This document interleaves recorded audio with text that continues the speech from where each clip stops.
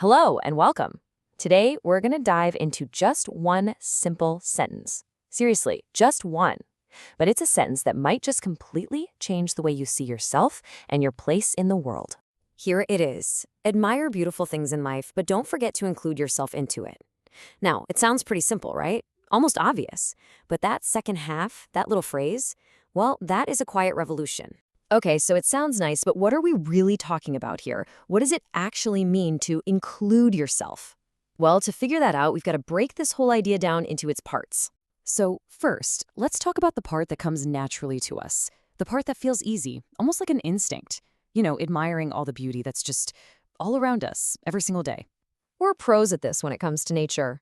You see a stunning sunset, or you notice the crazy, intricate pattern on a tiny leaf, and we just stand there in awe. We don't even have to think about it.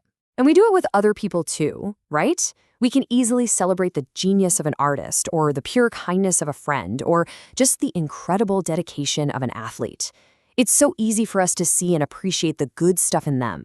And of course, beauty isn't just something you can see. It's in the way a complex idea clicks into place perfectly, or in a story that moves you to tears, or in a piece of music. I mean, we find it everywhere. This whole act of looking outward, it brings us so much. Awe, inspiration, genuine joy. It makes us feel connected. It's a wonderful, totally human thing to do. But here's the thing. It's only half the picture. And this is what brings us to the second part of that quote. The part that's, frankly, a lot more challenging. The part that asks us to turn that admiring gaze inward.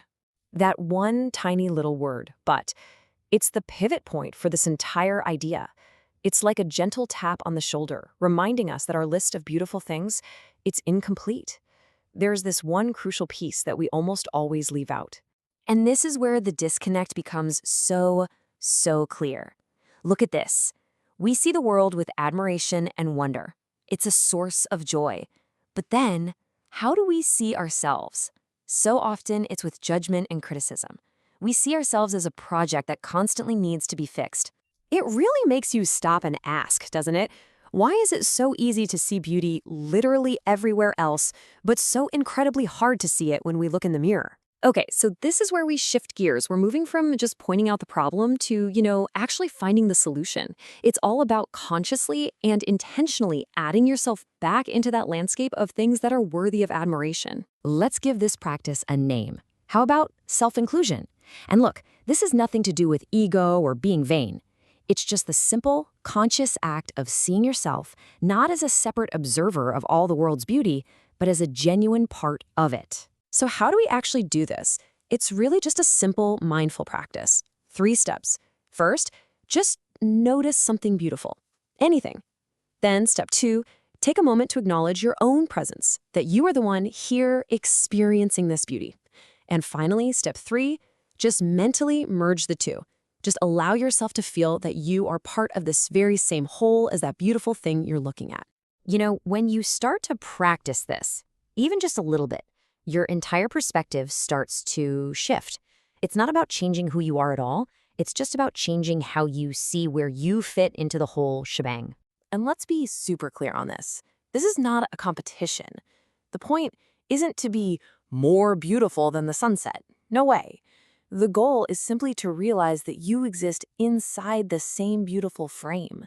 You belong in the picture too. So let's circle back and look at this quote one more time. See, now it's not just some nice, fluffy saying. It's an instruction. It's basically a permission slip to see yourself not as some flawed outsider looking in, but as an integral, essential piece of the beautiful world you so easily admire. And here's the real kicker, the big takeaway. That feeling of being separate, that was only ever in your head. It was just a perception. The truth is, you were never separate to begin with. You were already there, all along. And so I'll leave you with this question to carry around with you. The next time you see something wonderful, give it a try. Include yourself in that moment, and then ask yourself, what beauty do you see now that you're in the picture?